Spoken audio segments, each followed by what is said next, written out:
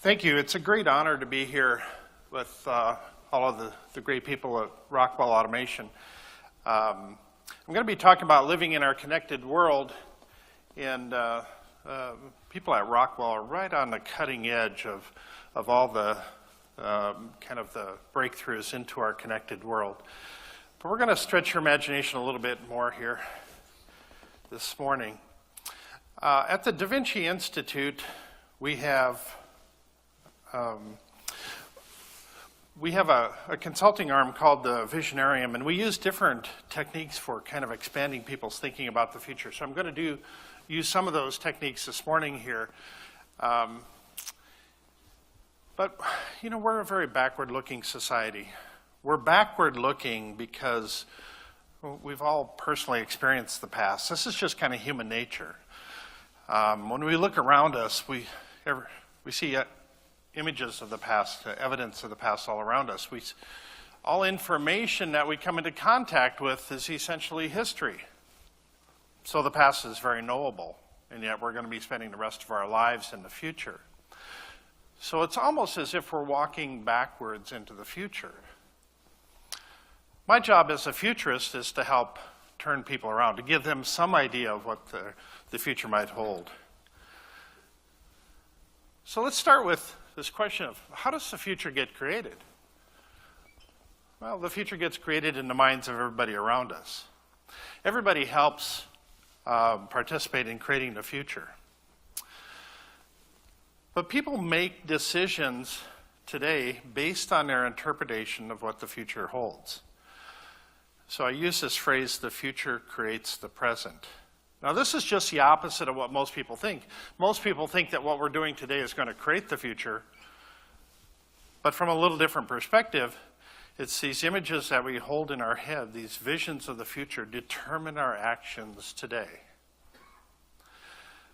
So if we change people's visions of the future, we change the way they're going to make decisions today. So my promise to you is that I'm going to change your vision of the future. When you leave here today, you're going to be making different decisions because you have a different image of what the future holds.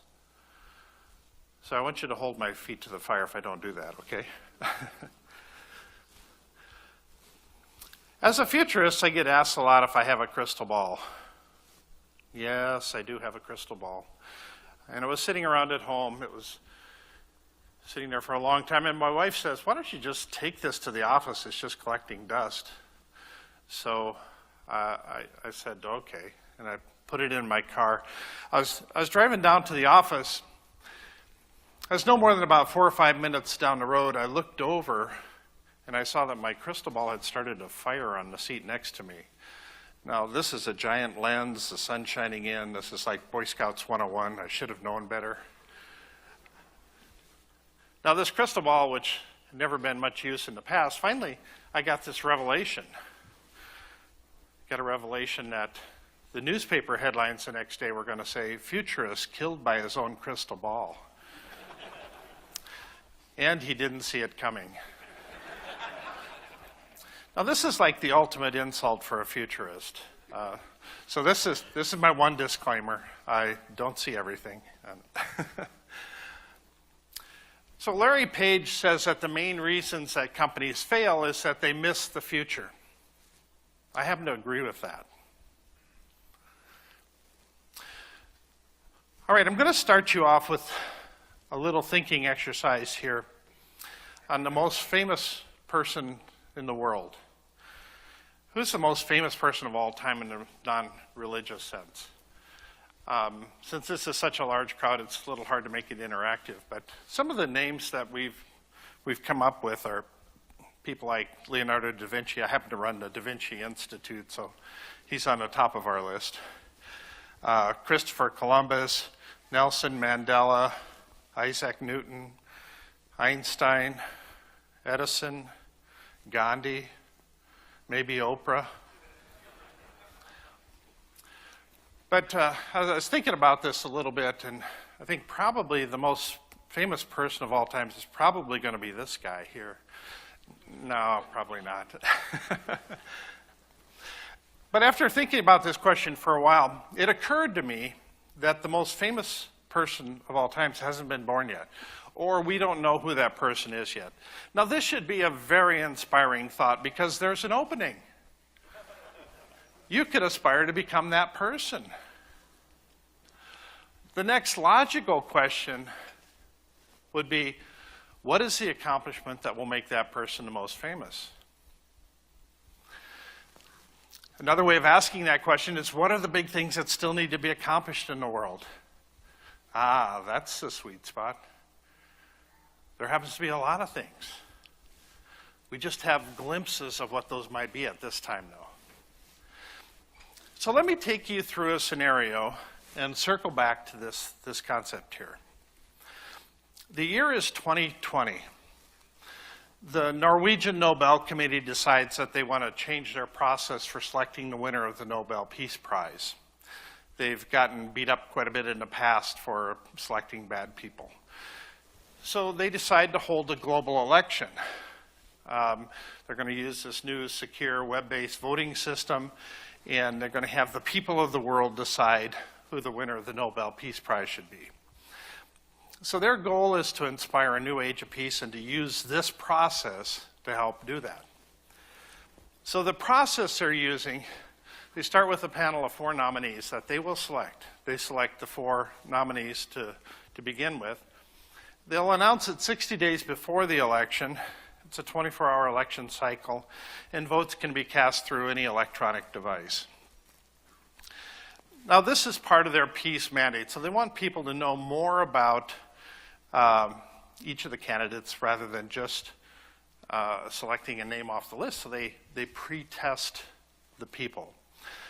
They ask 2 rudimentary questions about each of the candidates, and this is not designed to trip people up.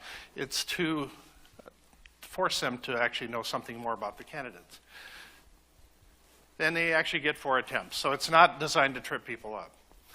So the event comes, the winner gets announced, election day comes. A total of 740 million votes get cast by people in 50 different countries, and the winner becomes the most famous person on Earth. Is this a realistic scenario? Some of you will say yes, some of you will say no. But think about some of the other possible applications for this idea of a global election. Maybe selecting the Time Magazine Person of the Year? Yeah, that would make sense. Selecting the site of the next Olympics? Yeah, that would probably work, or the next World Cup.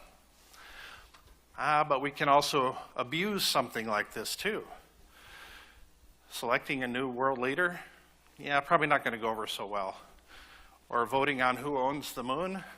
Yeah, not going to go over so well either. But there's lots of interesting issues that can be decided. Should we ban plastic bottles all over the world? Who owns this one island in the middle of the Pacific? Lots of interesting decisions that could be made. And the key question is, at what point does the size and shape of this vote, or this constituency, constitute a new global mandate? At what point do the leaders of the world need to pay attention to something like this? That's a real interesting question.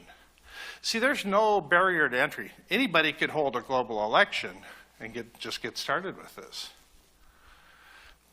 So when you start thinking about some of the other possible applications, this last question here of will it create new industries, I have to say, yes, it will.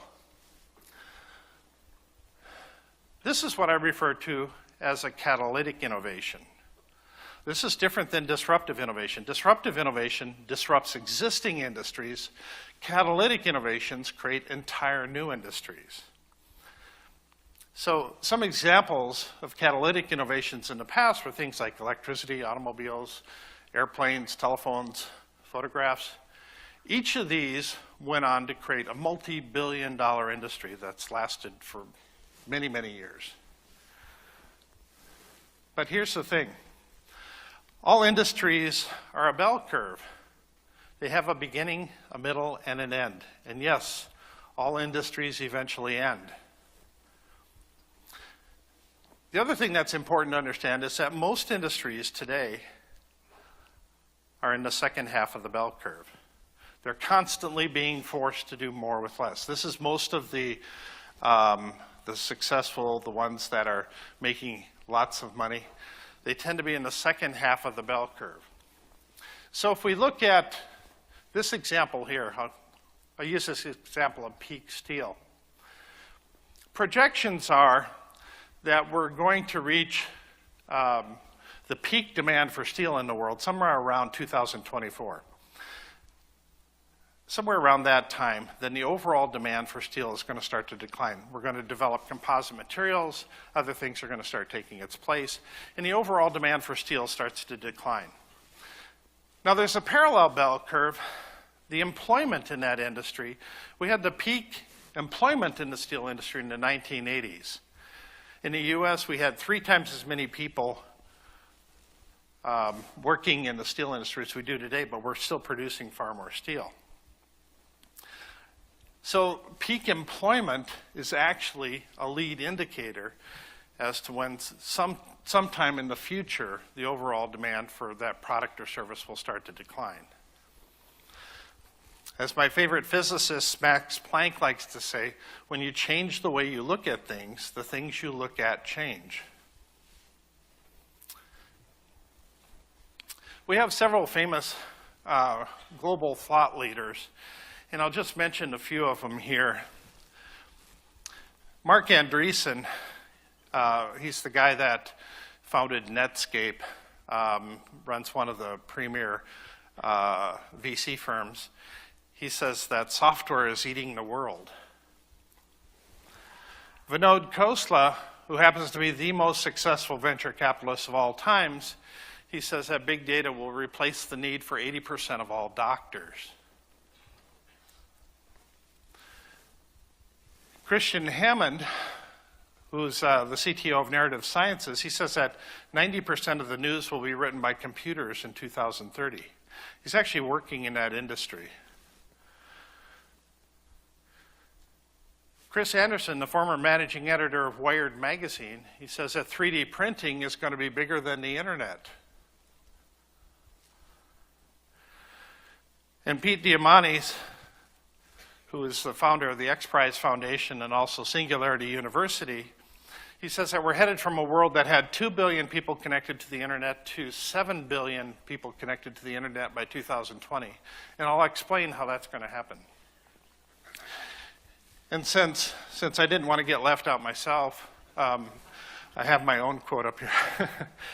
By 2030, over 2 billion jobs will disappear. Now, when I make a statement like this isn't intended to be some doom or gloom statement. Rather, this is a wake-up call. We're not going to have 2 billion people unemployed.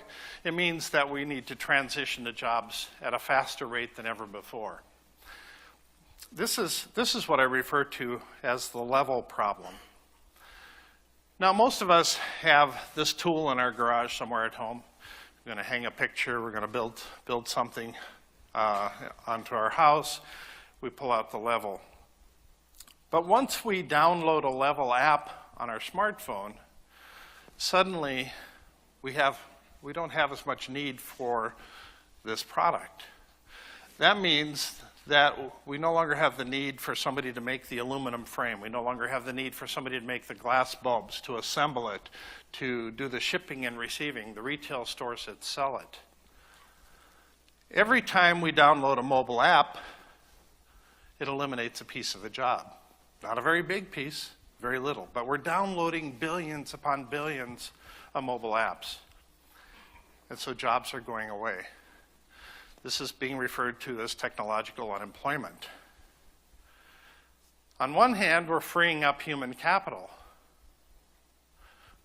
But just because there aren't enough jobs doesn't mean we've somehow run out of work to do in the world. I mean, that's kind of a preposterous thought, that somehow we've run out of work to do. But are there going to be enough jobs for our next generation? And where will all of our next generation jobs come from? The answer to this question is our next generation jobs are going to come from future industries. So kind of to explain a little bit of how this works, I wrote a column recently on this idea of the laws of exponential capabilities. And I'll just touch on this briefly. But to understand it, with automation, every exponential decrease in effort creates an equal and opposite exponential increase in capabilities. To give you some examples of how this has happened over time, in 1850, the average transportation speed was 4 miles an hour. And in our lifetime, we would travel a total of 73,000 miles in our lifetime, somebody back then. 1900, the speed doubled, went up to 8 miles an hour. By 1950, got up to, it tripled, went 24 miles an hour.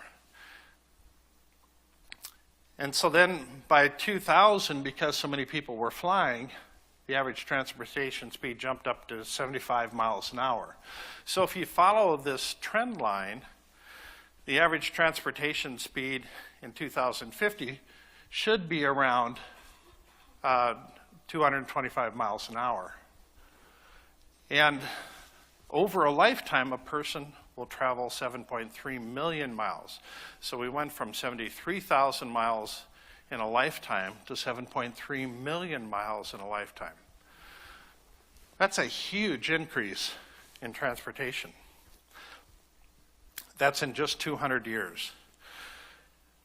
So another example here is, this is the top right corner there is the first photograph that got saved over all these years. So 1826 was the first photograph. The view from the window of LaGrosse, it's not a very beautiful photograph. But we've done some calculations as to how many photographs are taken this year. Somewhere around 1.3 trillion photographs. And that's probably low. So we've gone from one photograph in less than 200 years to 1.3 trillion photographs. An exponential increase in capabilities. When Mark Andreessen talks about software eating the world, it really is. I mean, we're building this digital infrastructure over everything physical in the world. And a lot of it's happening through the Internet of Things. We've heard a lot of talk about the Internet of Things. Cisco says that the Internet of Things came about somewhere between 2008 and 2009. That's when the number of devices connected to the Internet started to exceed the population of people on Earth. 6.8 billion people on Earth, 6.8 billion devices. Projections now are that by 2020, less than 6 years away, we're going to reach 50 billion things connected to the Internet. So what are all these things? There was an event held last year about this time. It was sponsored by Fairchild Semiconductor in the Bay Area.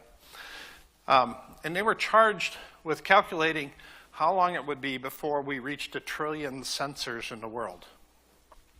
The event was the Trillion Sensor Summit. So they mapped out that the date is roughly 2024. We will reach 1 trillion sensors in the world. And by 2036, we will reach 100 trillion sensors in the world. So the world of sensors is about to undergo radical shifts. Sensors are going to become very, very tiny, very inexpensive to manufacture, very cheap, very ubiquitous. Sensors, we're going to start embedding in all the coatings, like paints and powder coatings. We'll have sensors on the sides of cars, on the sides of bridges, on the sides of houses. We'll be getting information from all the surfaces around us. As a result of this, innovation is being parsed into far smaller pieces, so far more people can participate in creating our future, and they are. And we're having little innovations creeping up all over the world and making it into mainstream life for everybody. So there's this category of Internet of Things products called the Enchanted objects. I like this area because we're right next to Disneyland here. And there's magical properties to all these enchanted objects. And so what could be more appropriate? So I'll go through some of these enchanted objects. First one is the Amazon trash can.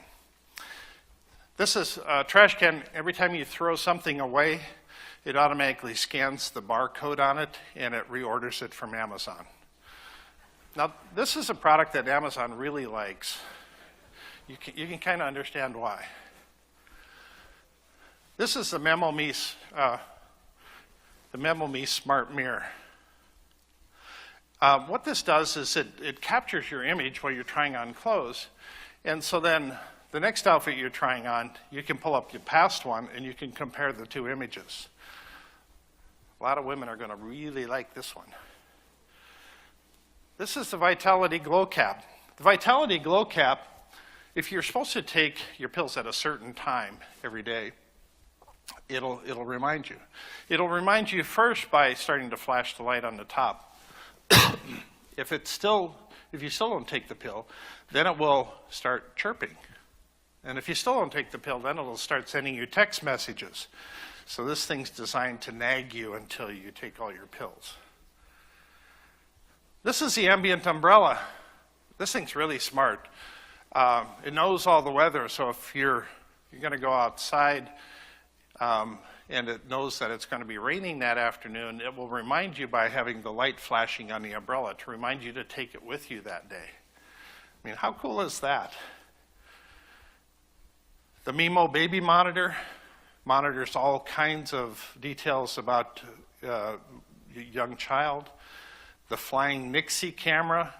This one's really cool.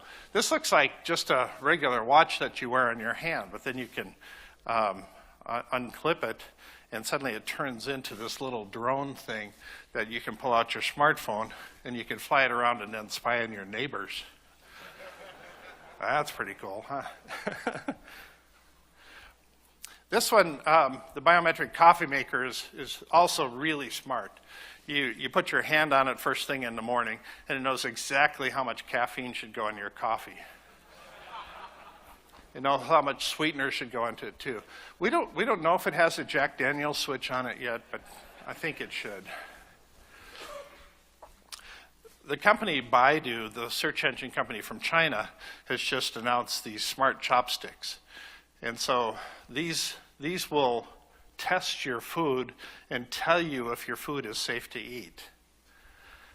The only downside is you have to know how to use chopsticks. And because everybody knows we're running out of food in the world, this one here is a kitchen appliance that's designed to help you raise fly larvae. Yes, nothing sounds yummier than a nice fly larva cake for breakfast. Pinto Feed is one that enables you to feed your pets while you're gone. So you can, while you're at the office, you can remotely feed your pets, and because your pets don't like to eat alone, you can then FaceTime your pets and talk to them while they're eating. So if you have pets at home and you're not FaceTiming them, then shame on you. This one here is a little farther out there. This is the No More Wolf device. This is to translate dogs' thoughts into human speech. They've got a few iterations to work on this one to get all the bugs worked out. And it looks so cool on them too, doesn't it? So technological unemployment is driving the need for future industries. And so we're going to see lots of interesting future industries. When Christian Hammond talks about 90% of the news will be written by computers in 2030, well, it turns out that a lot of the news is already being written by robots, by computers. A lot of the sports articles that you'll see online and in newspapers, they just put in the data and it automatically generates the articles. A lot of the stock market earnings reports and things like that, they just put in the data and it already generates the articles. Now, Christian Hammond believes that by 2030, we're going to start seeing actually best-selling fiction novels written by computers. Now, that might be kind of a leap of faith. And Maybe it's going to be done like this, but I doubt it. We're in the age of constant communication. We're connected all the time. This has led to what's being referred to as device addiction. A recent study came out that said that 1 in 3 people would rather give up sex than their phone. So if you look at the people sitting next to you, if it's not them,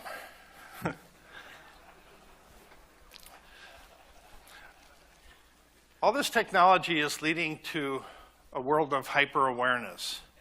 Somebody releases a new report in Mexico City or in Tokyo or in Moscow. 10 minutes later, the rest of the world knows about it. We're speeding up the flow of information with all of these technologies. This is smart contacts. There's a lot of work being done in this arena. This kind of is the next thing after Google Glass. Lots of information coming and going from these devices. Google's actually testing this one as a glucose monitor for diabetics. One of the ways these things work is if you look at the plate of food on the top left up there, it gives you overlays of information. So everywhere we look in the world, we're going to get overlays of information. So it will tell you all the nutritional facts in the food. It'll tell you how much you weigh before you eat the plate of food and how much you're going to weigh afterwards. All of the valuable information. When Vinod Khosla talks about 80% of all doctors are going to be eliminated by big data, what he's talking about is these type of devices. This is a micro skin sensor that, again, lots of information coming and going from this little tiny device here. And they make it so that it's very flexible, moves with the skin, and the latest version of this can get printed on your skin, much like a tattoo. The 3D printing world is really setting the world on fire in some interesting ways. This is Charles Hull. He's the guy that invented the 3D printer technology back in the mid-1980s. And it's going off in lots of different directions. Originally, we could just print with things in plastics and resins. Today, there's over 300 different substances that we can print with. In just a few years, that'll probably be a tenfold increase in that as well. This is an interesting device that was introduced at the Consumer Electronics Show in January of this year. This is a combination 3D printer, scanner, and fax machine.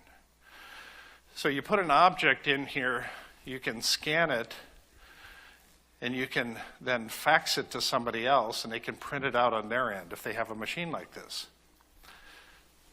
So if you want to send somebody something for their birthday, I mean, how cool is that? You can just send them an object. We don't know what that would be, though. 3D printers are scaling up, too. We can print large things as well. This is a car that was printed. They printed the entire car, group called Local Motors. It took them 44 hours to print this entire car. They went all the way from the bottom to the top, printed all the tires, printed everything in the engine, everything.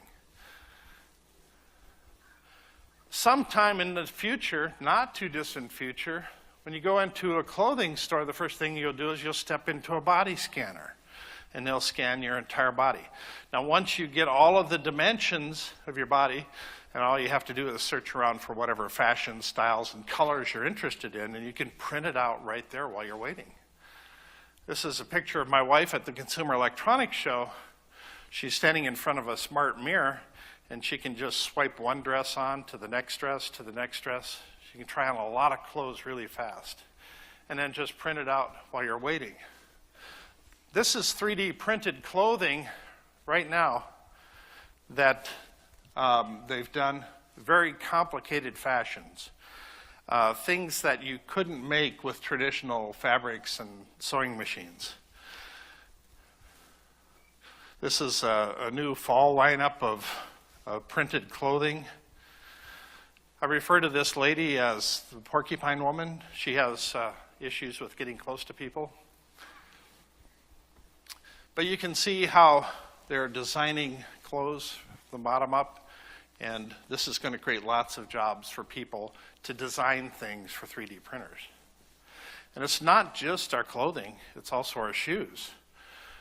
So when we scan our feet in, or scan our body in, it'll fit right the first time. We don't even know what that would be like. Things would actually fit, really? And because we have, this is opening it up so that everybody then can get involved in designing things. We're pushing the design stuff. The creativity goes all the way to the bottom. So anybody can design their own shoes if they want to. The thing on the bottom here is actually a cast. So if somebody breaks their arm, you can scan your arm and get a cast that actually fits. The shoe printers are already in existence. They're out there. They're not quite ready for prime time just yet, but we're getting very close. This is jewelry that was also printed. And now I'll switch gears and tell you about, this is a type of 3D printing called contour crafting. And this is a film that was made down in San Diego at the University of Southern California. There's a group down there working on this process of trying to print entire houses. Now they're printing here with ceramics, and in just a second it will switch over to printing with fast-drying concrete. Now there's been this competition going on around the world to see who could print the first house. And it's rather interesting. Now we're going to switch over. Now they're essentially printing a wall here. This is fiberglass reinforced fast-drying concrete. And you can see how it's all kind of coming together, one layer upon another layer upon another layer. And there was groups in a Dutch group, a group in London, and one in here in California that were all kind of vying to be first to print the first house. As it turned out, there was a group in China that came in first.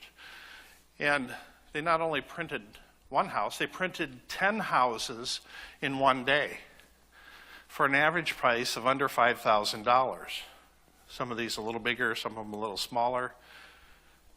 This is the CEO of the company. He said he's been working on this for the past 10 years using a technology very similar to what I just showed you.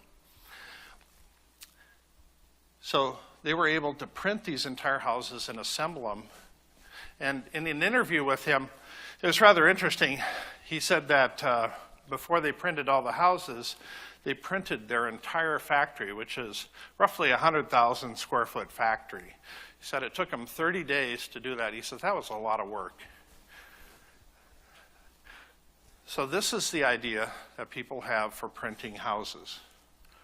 We'd set up a rig around the construction site and start printing the entire house and do it in less than a day. And if you can print houses for as inexpensively as they did in China, the next time you get hail damage on your house, it may actually be cheaper to just grind up your house and reprint it. I mean, how cool is that? You don't even have to clean your house first or remove any of the furniture. You can just grind it all up and reprint it. I think I know how some of the divorce settlements are going to get settled in the future. If you think that's so far-fetched, this is a company, Bet Abrams, out of Slovenia, that's actually selling house printers. $16,000, you can buy the rig. So what are you waiting for? When you can print your entire house, you no longer have the need for flat walls. Every wall can become an artistic centerpiece. Architects are going to have a heyday with this because they can create free-form structures, open space spires that go up to the sky. And yes, sometime in the future, we'll also be able to print all of the plumbing in the walls. We'll be able to print the wiring in the walls. We'll be able to print with steel for a while, print with glass for a while, print with more concrete.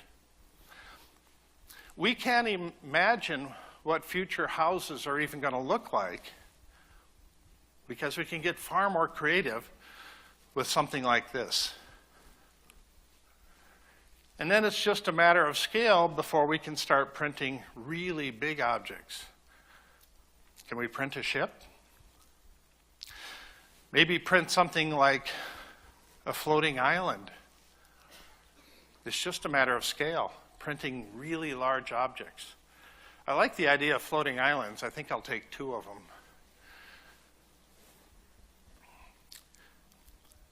So Chris Anderson says that 3D printing is going to be bigger than the internet. I happen to agree with that. The size of the physical, or the economics of the physical world is 5 to 6 times larger than the digital world. So it definitely has that potential. I'll just touch on atmospheric water harvesters. We don't hear about this very much. This is technologies for sucking moisture out of the air. So rather than pulling water out of the ground, we suck it out of the air. This is a project by MIT in Peru. This is the work of water towers. This is a French designer that came up with this model. It can suck roughly 25 gallons a day out of the air. It's designed for small villages in Africa. Now what this means is that they no longer have the need for all of the young girls to walk miles and miles and miles to bring water back to the village. Every day, over 1,400 children under the age of 5 die from water-based diseases. So you can see how the need is for this. And they're actually teaching them how to build their own towers. This is a windmill designed to suck moisture out of the air. Eoli Water out of France has designed this wind tower, and they're testing it out in Abu Dhabi right now. It can suck roughly, 125 gallons a day out of the air, depending on the humidity levels. Edward Liniger is a young inventor that invented this. It's a solar-powered water harvester that can irrigate all the plants nearby. And because it's solar powered, it doesn't need lots of attention. The holy grail in this industry is actually creating the self-filling water bottle. Boy, doesn't that sound crazy. We can have a water bottle that just fills itself. So if you go on a long hike somewhere, you don't have to take all that water with you. It just happens to come along as you need it. If you're stuck on a life raft in the middle of the ocean, this could be the difference between life and death. Driverless cars. Google's been focused a lot on driverless cars. This is actually the first driverless car that is commercially available on the market right now. It goes a whopping 12 miles an hour. It costs $150,000, designed more for shopping malls, airports, things like that. Virtually every car company, truck company in the world has a driverless division. They're working on this technology. And it's going to get implemented in baby steps. So if you think about sometime in the future, stepping out of your front door, pulling out your smartphone, punching in, I want to go to work, I want to go to school, I want to go shopping. A driverless vehicle then comes and picks you up, takes you to where you want to go, and from there it takes somebody else to where they want to go. These vehicles are constantly floating around. This changes us from a just-in-case mindset. I have a car in my garage just in case I need to go somewhere. I have tools in my garage just in case I need to build something, to a just-in-time mindset. I can summon these things at any time that I need it. For the car companies, this will shift from selling the driver experience to selling the rider experience, because I'm no longer interested in driving the vehicle. I'm more interested in what I can do when I'm riding in it. Now this is going to get implemented into the trucking industry first. This is a Volvo truck that they're testing out. But in Japan, they're testing out having a driver in the front and having this caravan of 3 other trucks behind it following along the first one without any drivers. So one person actually taking control of 4 trucks. That's, in the trucking industry, that saves them a ton of money. This is a similar experiment going on in Sweden. And at Rio Tinto in Australia, they're already using this in the copper mines out there because they have a huge problem trying to get drivers out there. So once a rig pulls out onto the interstate, I mean, the first iteration of this is going to be steering assist. So you pull the rig out onto the interstate, and then you put it in autopilot, and then you kind of kick back with your newspaper and your cup of coffee, or you turn around and you go into your little office in the back and go to work. You can play video games or watch movies if you want. You can sleep. You can keep that truck operational 24 hours a day because you can sleep and work anytime you want to. All of these vehicles have to communicate with each other. They all have to be talking to each other. That's our connected world. Sometime between 2030 and 2035, we're going to start seeing the first roads that are designated as driverless only. So you can only get on those roads if you can switch it into a driverless mode, your vehicle. Now the advantage of it, you can drive the vehicles much closer together, side to side, front and back, but you can also go much faster. So you can have vehicles that are going 150 miles an hour, 200 miles an hour. This eliminates the human variable. It takes all of the things that go wrong with cars out of the equation.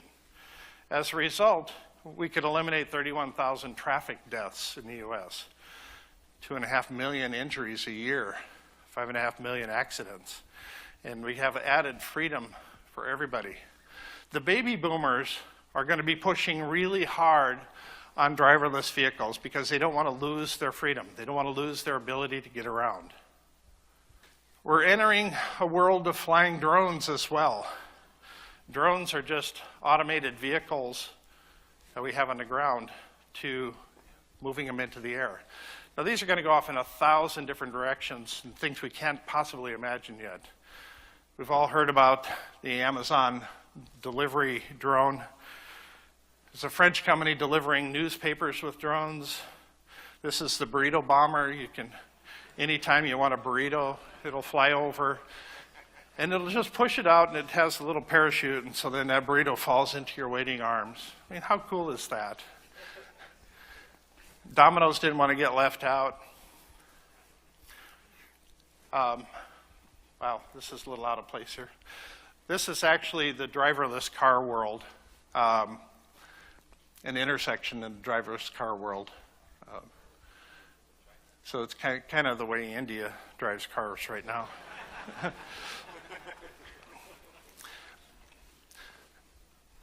So there's a company that is actually delivering food right to the table with flying drones.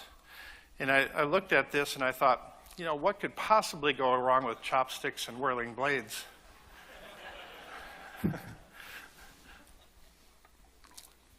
This is what everybody needs, the emergency beer drone.